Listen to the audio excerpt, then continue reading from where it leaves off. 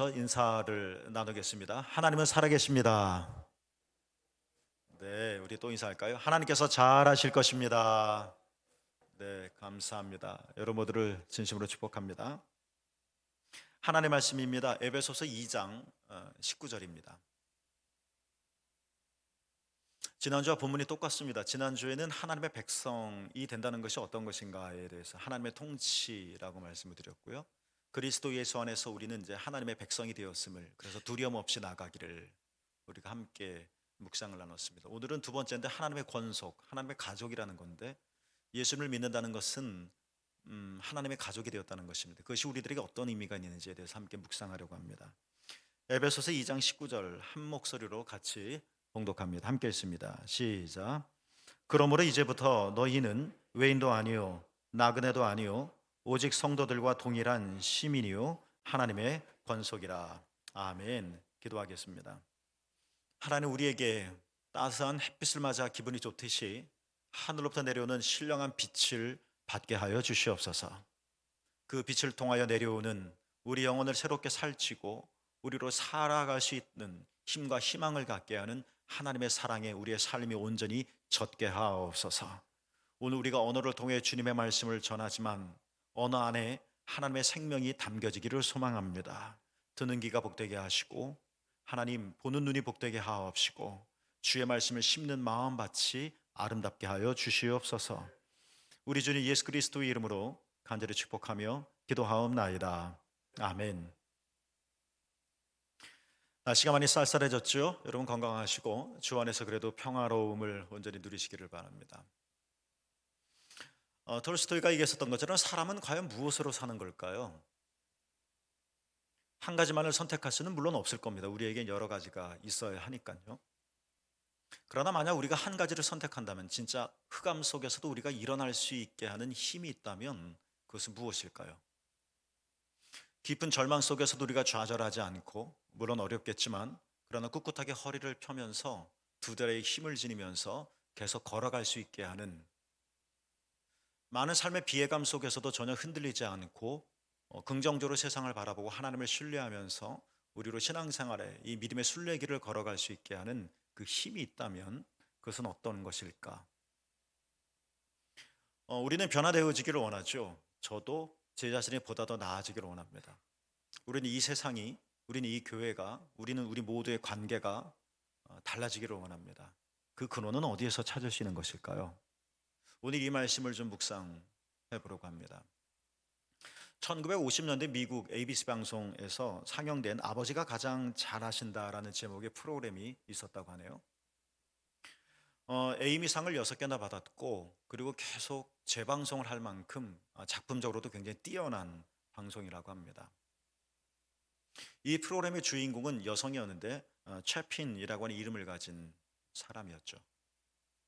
그러나 그는 이 방송 프로그램과는 달리 사실 그 당시 그녀의 실제의 삶은 매우 불행하고 비참했다고 합니다.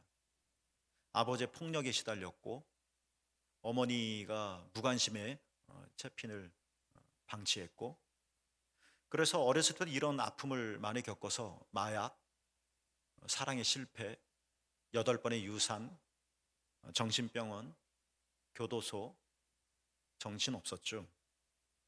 그래서 프로그램을 진행하면서도 아직까지도 자신의 삶이 혼란스러워서 프로그램이 중단된 적이 한두 번이 아니었었다고 합니다. 많은 지탄을 받았겠죠. 그러던 어느 날이었습니다. 그녀가 교회에 한번 우연히 갔는데 거기서 놀라운 체험을 합니다.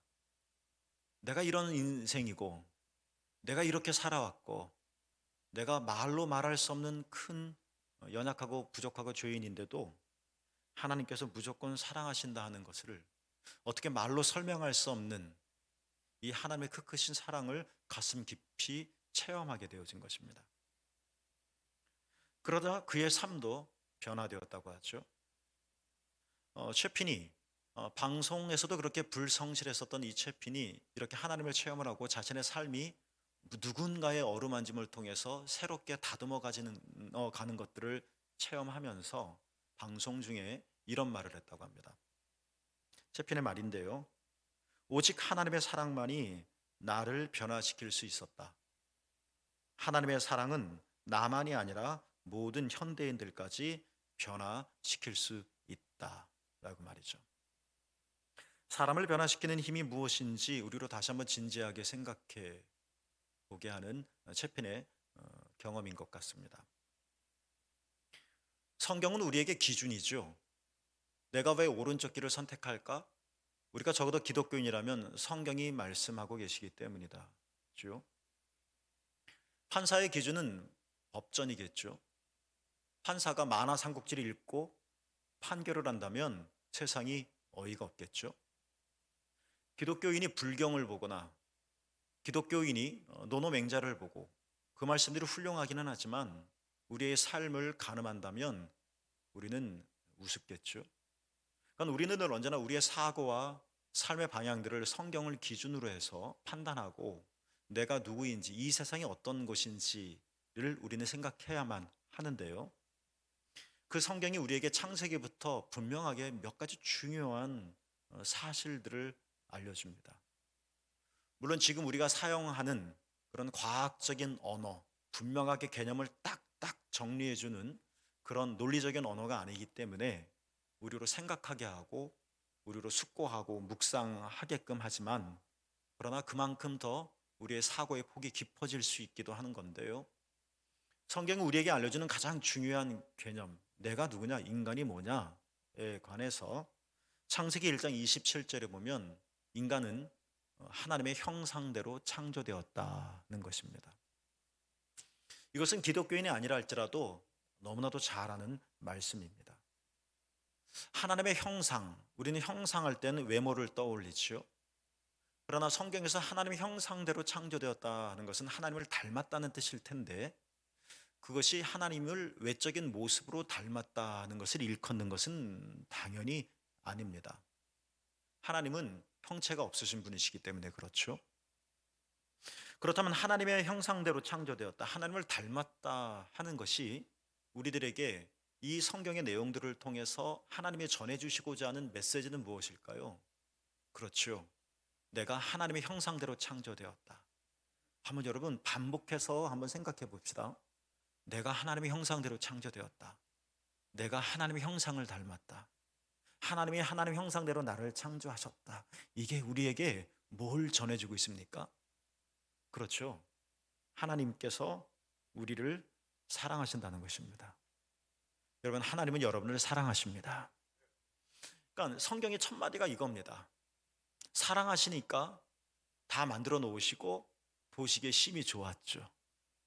사랑하지 않는다면 아무리 각이진 멋진 모델의 외모라 할지라도 보기 좋지는 않겠죠. 싫어할 수도 있는 거잖아요. 마음에 안 들을 수도 있는 거잖아요. 그러나 하나님의 형상대로 창조되었다. 하나님을 닮았어요. 하나님이 여러분을 사랑하신다는 겁니다.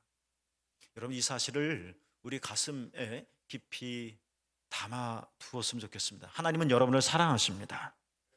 이것이 우리에게 주시는 하나님의 첫 번째 메시지입니다.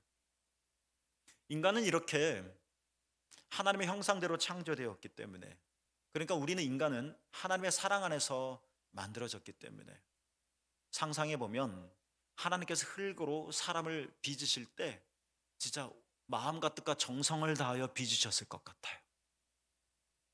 졸음과 피곤에 지쳐 어떤 모양이든 뭐 내 알 바 아니다 하면서 그냥 대충 빚으신 게 아니라 온 힘을 기울이셔서 하나하나 빚으셨을 것 같단 말이죠. 우리가 이렇게 하나님의 형상대로 창조되어지고 하나님의 사랑 안에서 성경의 말씀처럼 만들어졌기 때문에 오직 한 가지 우리에게 필요한 것은 무엇이냐면 그 하나를 선택하고 결정을 하면 그것은 바로 하나님의 사랑이라는 것입니다. 이 사랑이 우리를 힘있게 하고, 이 사랑이 우리를 견디게 하고, 이 사랑이 우리를 이겨나가게 하고, 이 사랑이 우리를 거룩하게 합니다. 이 하나님의 사랑이 우리를 행복하게 합니다. 여러분, 신앙은 어려운 게 아닙니다. 신앙에 대한 정의가 말이죠. 그것은 하나님의 사랑을 체험하는 것입니다. 하나님의 사랑, 하나님께서 나를 얼마나 사랑하시는가가 쏙 빠지면 내가 40일 금식을 하고 내가 새벽 기도를 한 번도 안 빠지고 내가 방언과 천사의 말을 할지라도 소리나는 구리와 울리는 꽹과리가 되는 것이죠. 아무 의미가 없는 것입니다. 우리가 진정으로 행복하기를 원한다면 하나님의 사랑이 우리 영혼 안에 채워져야 합니다. 왜요? 우리가 그렇게 만들어졌기 때문에 그렇습니다. 외국에 나가면 전기가 다르죠. 전력이 다르죠. 전압이 다르죠. 그래서 플러그가 어떤 플러그 몇 볼트인지를 잘 알아서 거기에 맞는 플러그를 가져가서 꽂아야 되죠. 왜요? 왜 그래야 되나요? 모르겠습니다. 그렇게 만들어졌습니다. 그 나라는 왜 220을 쓰나요? 그 나라는 왜 100을 쓰나요? 모르겠어요. 그러나 그렇게 만들어졌습니다. 그래서 거기에 적절한 플러그를 꽂아야 되죠. 우리가 신학자도 아니니까 왜 우리가 이래야 되나요? 모르겠습니다. 그 질문은 별 의미가 없고 어찌됐든 우리는 이렇게 만들어졌기 때문에 하나님의 사랑 안에서 만들어졌기 때문에 우리는 하나님의 사랑을 절대적으로 필요한 존재라는 것입니다. 참을게 여러분, 하나님은 어찌됐든 여러분을 그럼에도 불구하고 여러분을 사랑하십니다. 이 사랑이 우리에게 잠꼬대로를 통해서도 고백되어질 수 있기를 축복합니다. 성경이 우리에게 또 이후에 말하고 있는 것은 뭐냐면, 그런데 인간이 죄를 지으면서 하나님과 멀어졌다는 것입니다. 하나님과의 관계가 망가졌다는 것을 성경적인 이야기의 언어로 우리에게 표현하고 있는 것이죠. 성경의 참 재미난 표현 중에 하나는 창세기 3장 8절에 보면 인간이 하나님께 죄를 짓자마자 하나님의 낯을 피하여 동산 나무 사이에 숨었다라고 했습니다. 피했다, 숨었다. 정상적인 관계는 아니죠. 피했다, 숨었다. 우리가 원하는 삶은 아니죠. 피했습니다. 가까워져야 되는데 숨었습니다. 편안하게 나타날 수 있어야 하는데, 그러니까 피하였다, 숨었다 하는 성경의 이 단어들이 우리에게 전해주는 메시지는 뭐냐? 우리는 이렇게 하나님의 사랑을 받아야 생명력이 넘치고 이기는 힘을 얻을 수 있는데 피하였다, 하나님과 멀어졌다. 하나님과 관계가 유리창이 깨지듯이 와장창 깨져서 찬바람이 솔솔 들어오고 벌레가 들어오고 하나님의 사랑을 하나님과 멀어져서 받을 수 없게 되어지고, 이게 창세기 3장 인간의 지금까지 이르는 실존이다 하는 것을 성경이 우리에게 알려주고 있습니다. 그러니까 우리가 겪는 많은 어려움의 문제, 여러분, 사람이 왜 병을 앓는 걸까요? 왜 우리는 마음 아프게 살아야 하는 걸까요? 우리 그런 거 원치 않잖아요. 우리는 왜 미워하고 싸우나요? 작정하고 그렇게 살기를 사람 한 명도 없죠. 그런데 왜 우리는 내가 잘못한 것도 아닌데 이런 내가 피해를 받아야 하나요? 전쟁은 지구 반대편에서 일어나는데 왜 그 타격을 우리나라가 받아야 하나요? 왜 착한 사람이 고통을 겪는 건가요? 이런 총체적인 인간이 피할 수 없는 어려움의 문제를 우리는 보통 악 그리고 고난이라는 말로 말을 합니다.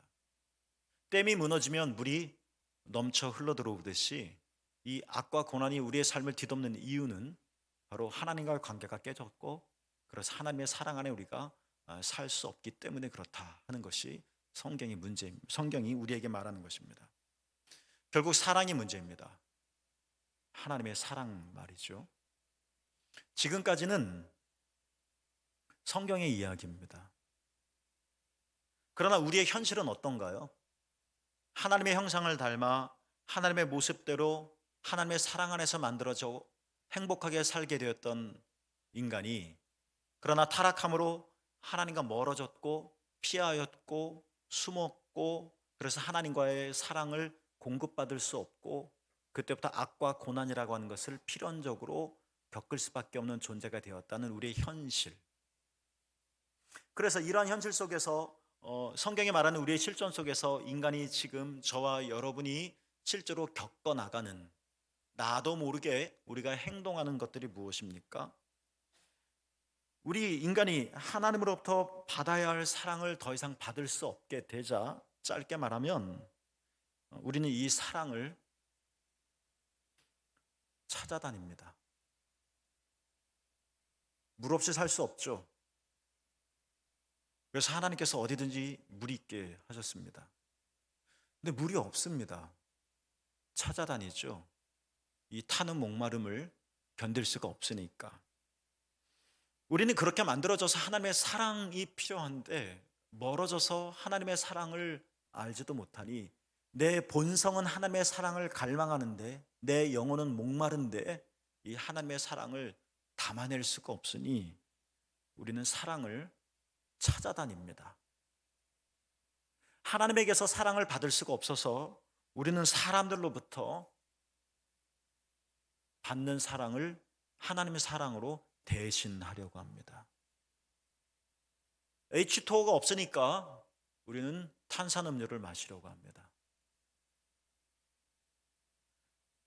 우리는 하나님의 사랑이 없어서 뭔가 말할 수 없는, 설명할 수 없는 깊은 공허함 속에서 우리는 시달리는데, 이거는 아닌 것 같은데 뭔지는 모르겠고, 그러면서 뭔가를 자꾸 찾는데, 그러나 하나님의 사랑을 우리가 만질 수가 없으니까 우리는 다른 어떤 이 세상에 대한 사랑으로부터 대신 받아내려고 합니다. 그런데 우리가 생각해야 할 것은 뭐냐면, 나를 사랑하는 어떤 사람, 나를 사랑하고자 하기를 기대하는 그 어떤 것, 사람으로 그냥 예를 듭시다. 나를 사랑하는 어떤 사람도 나와 똑같이 타락한 사람이라는 겁니다. 말하자면 나를 사랑하는 어떤 사람도 나와 똑같이 하나님의 사랑을 갈망하는 사람이라는 겁니다. 완전하지 않다는 겁니다. 그래서 누군가를 사랑하고 누군가를 가까이 대하고 누군가에게 뭔가를 베풀 땐 우리 인간 안에는, 이것이 꼭 나쁘다고 말할 수는 없겠지만 우리 인간 안에는 뭔가 기대하는 것이 있습니다. 부모님이 자녀를 진짜 순전하게 사랑할 수 있을까요? 그러지 못합니다. 부모도 자녀들에게 기대하는 게 있습니다. 기대하는 게 있으니까 매를 들고, 기대하는 게 있으니까 꾸짖고, 기대하는 게 있으니까 실망하는 겁니다. 그런데 그 사람도, 나를 사랑하는 그 사람도, 나를 사랑해 주기를 바라는 바로 그 사람도 완전하지 않기 때문에, 왜? 나랑 똑같이 타락한 사람이기 때문에, 나랑 똑같이 하나님의 사랑을 받지 못한 사람이기 때문에, 여전히 영원한 하나님의 사랑을 갈망하는, 필요로 하는 사람이기 때문에 그 사람이 나를 사랑하고 그 사람이 나에게 다가올 땐 언제나 기대라고 하는 것을 품고 온다는 겁니다.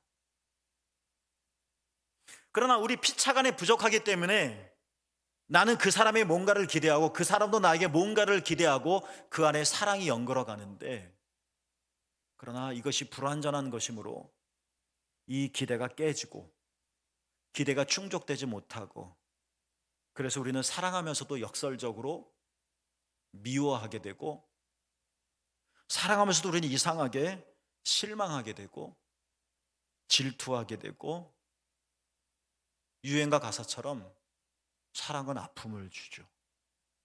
어떻습니까, 여러분? 부부관계가 그렇고 부모와 자식 간의 관계가 그렇고 우리 서로 간의 관계가 그렇죠. 우리는 미워하지 않습니다. 사랑합니다. 그런데 우리는 싸웁니다. 갈등합니다. 마음이 아픕니다.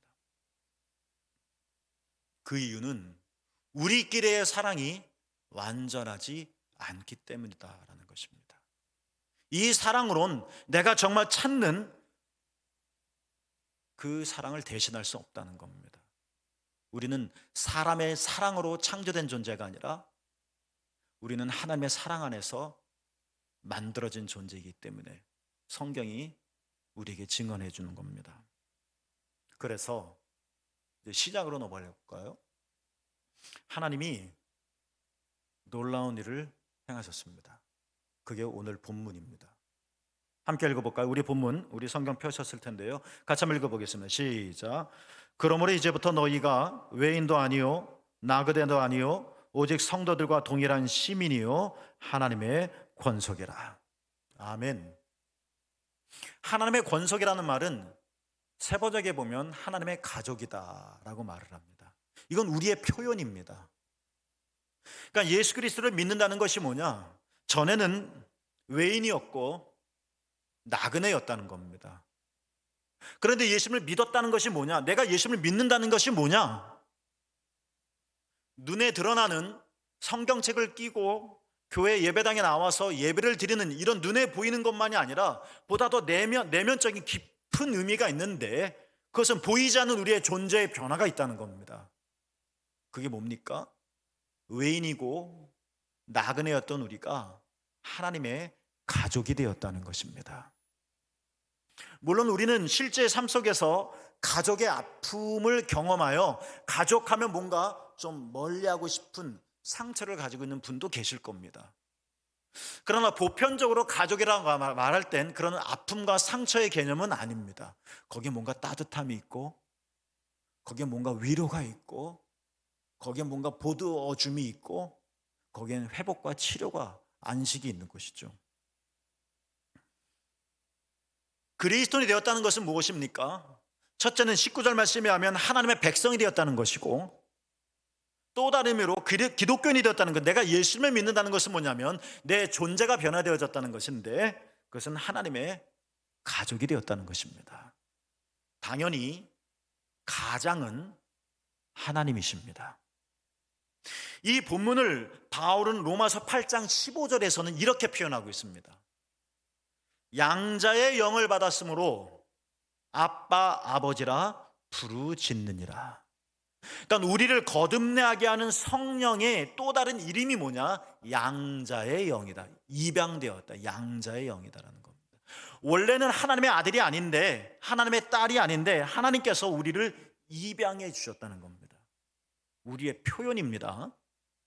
원래는 하나님의 가족이 아닌데 하나님께서 우리를 아들로 삼아 주셨다는 겁니다. 원래는 외인이요, 원래는 나그네였는데 하나님의 아주 따뜻한 품에 안길 자격이 없었는데 하나님께서 예수 그리스도를 통하여 우리의 모든 죄를 씻어주시고 용서하심으로 정결케 하여 주셔서 의롭다 여겨주심으로 우리를 하나님의 가족으로 부르셨다는 것입니다. 할렐루야. 놀라운 것은 우리를 입양한 그 가정은 우리가 지금까지 몸담고 살아왔고 살아가고 있는 이 불안정한 가정과는 다르다는 것입니다. 여러분의 가정이 문제가 있다는 이야기가 아니라, 말씀드렸듯이 우리는 다 타락하고 우리는 다 연약하기 때문에 사랑하면서도 싸우고 사랑하면서도 아파하고 사랑하면서도 질투하고 사랑하면서도 뭔가 뽐내고 싶고, 그런데 이렇게 불완전한데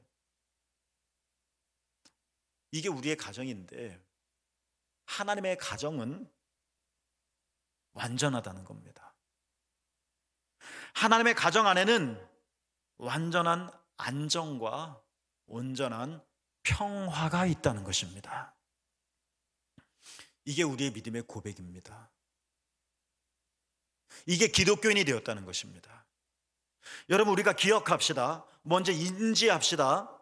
여러분은 하나님의 가족입니다. 하나님이 여러분의 가장이 되어주십니다. 엄격하고 우리를 심판하는 그런 가정이 아니라 정말 내가 원하는 사랑과 평화와 포근함과 안식을 기꺼이 아무런 대가나 기대 없이 베풀 수 있는, 그 속에 녹아들면 모든 아픈 것들이 회복되어지고 모든 상처가 아물고 모든 괴로움이 사라지고 모든 눈물이 씻겨나갈 수 있는, 내 육체든지 감정이든지 영혼이든지 우리의 관계든지 우리의 삶 전체가 회복되어지는 그 가정, 그 가족. 하나님의 가족이라는 것입니다. 이게 우리의 존재라고 하는 사실, 이게 여러분이라고 하는 사실, 이게 나라고 하는 사실을, 이게 신앙이라고 하는 것을, 이게 은유적인 표현이지만 하나님 나라가 이런 곳이라는 것을 우리가 인정하고 받아들일 수 있기를 원합니다. 그렇습니다, 여러분. 하나님의 가족이 된 우리는 이제 하나님의 사랑과 용서와 완전한 은혜를 체험할 수 있습니다. 한 집에 사니까, 피하지 않으니까, 숨지 않았으니까. 햇빛은 언제나 비치지만 우리가 나무 뒤에 숨으면 그늘지잖아요. 햇빛이 없는 게 아니라 내가 숨은 게 문제잖아요. 손을 뻗으면 언제나 닿을 곳에 있지만 없는 게 문제가 아니라 내가 피한 게 문제잖아요. 하나님께서 그리스도 예수를 통해서 그리스도 예수를 믿는 여러분 모두에게 하나님의 입양의 영, 양자의 영을 허락해 주셔서 여러분 모두를 하나님의 사랑받는 가족으로 삼아 주셨다. 나는 하나님의 사랑받는 가족이다.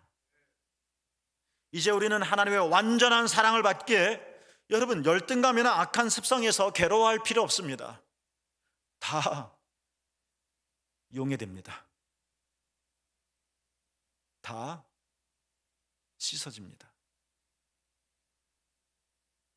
우리는 하나님의 완전한 사랑을 받기 때문에, 하나님의 조건 없는 용서를 체험하기 때문에 우리는 죄책감과 두려움에서 괴로워할 필요가 없습니다.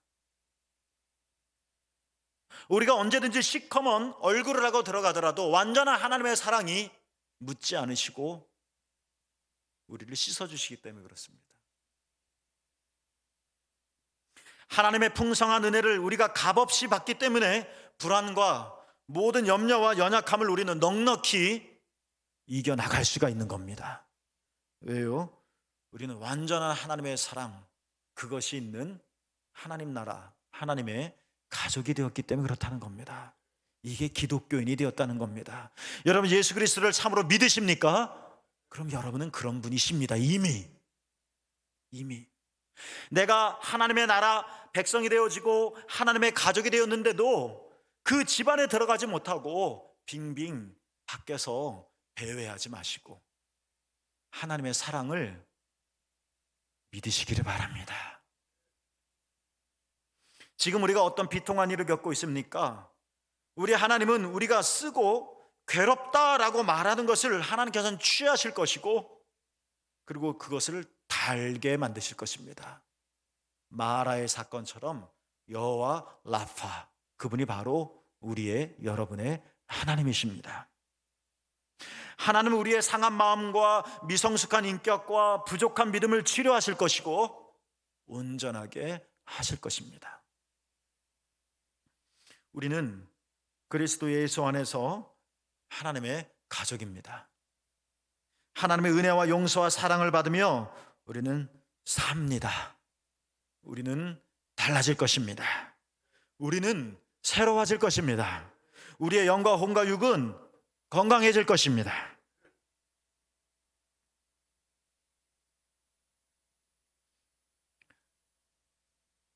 제가 좋아하는 동화 작가가 계신데 얼마 전에 돌아가셨죠. 강아지똥이라는 유명한 동화를 지은 권정생이라는 이름의 선생님입니다. 보통 그분을 선생님이라고 부릅니다. 진짜 가난하게 사셨죠. 결혼도 못하시고 병약하게 사셨습니다. 근데 정말 그분의 글을 읽어보면 순수하죠. 평생은 아니지만 인생의 대부분을 교회에, 집이 없으니까 교회 한 켠에 허스름한 방을 얻어 살면서 평생 교회 종을 치며 사신 분이십니다. 그분이 쓴 책 우리들의 하나님이라고 하는 책이 있는데 거기 읽어보면 아이들을 워낙 좋아하셔서 아이들이 그 조그만 방에 자주 놀러 왔대요. 아이들이 묻는 데입니다. 집사님, 밤에 혼자서 무섭지 않아요? 라고 말이죠. 그럼 권정 선생님이 아주 따뜻한 미소를 지으며 꼬맹이들에게 이렇게 대답한다고 하죠. 그 글에 이렇게 쓰여 있습니다. 무섭지 않단다. 왜냐하면 나는 혼자가 아니기 때문이지. 내가 가운데 누우면 오른쪽엔 하나님이 누우시고 왼쪽엔 예수님이 누워서 꼭 붙어 잔단다. 이 말씀을, 이 대답을 하셨다고 합니다. 권정생 선생의 얘기만은 아니겠죠? 어렸을 때 부모님 사이에서 조금 더 커서는 할아버지 할머니 사이에서 누워서 잤던 기억이 납니다. 진짜 포근하죠? 근심이 다 사라집니다. 우리가 지금 할아버지 할머니, 엄마 아빠 그 사이에 누울 수는 없겠지만 여러분 우측에 주님이 계시고 좌측에 예수님이 계십니다. 우린 그 사이에 누워 있는 겁니다. 거기에 모든 시름이 다 녹아질 것입니다. 이것은 권정성 선생의 얘기가 아닙니다. 사도 바울이 로마서 8장 39절에 이미 우리에게 이렇게 말씀하셨습니다. 8장 38, 39절을 읽어야 되는데 이런 겁니다. 39절 말씀은 그 무엇도, 그 어떤 것도 39절 말씀입니다. 로마서 8장. 우리를 우리 주 예수 그리스도 예수 안에 있는 하나님의 사랑에서 어떻다? 끊을 수 없느니라. 믿으십니까, 여러분? 끊을 수 없습니다. 우리는 하나님의 가족이기 때문에 그렇습니다. 하나님은 우리를 사랑하십니다. 어떤 것도 하나님의 사랑을 가로막지 못할 것입니다. 우리는 누가 뭐라고 해도 하나님의 사랑으로 사는 존재입니다. 오직 하나님을 우리의 유일한 희망으로 삼고 하나님의 사랑을 여러분의 세포 속에 채우기를 축복합니다. 하나님이 얘야 내가 너를 사랑한다라고 말씀하시면 괜히 고고한 척 거절하지 마시고 예수 그리스도의 십자가 은혜를 우리의 마음으로 믿는다면 그렇습니다. 주님, 나는 아직 제투성이지만 주님이 나를 사랑하심을 믿습니다. 나는 하나님의 가족이니까요. 여러분은 하나님의 사랑을 받는 하나님의 가족입니다. 두려움 없이 나갑시다. 가다가 웅덩이를 만나 쩔뚝거릴 수는 있지만 가다 비바람이 치면 움츠릴 수밖에 없지만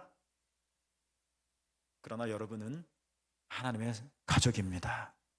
가슴을 펴고 단단한 영혼으로 나가시는 새물개 교우 모든 분 되시기를 주님의 이름으로 축복합니다.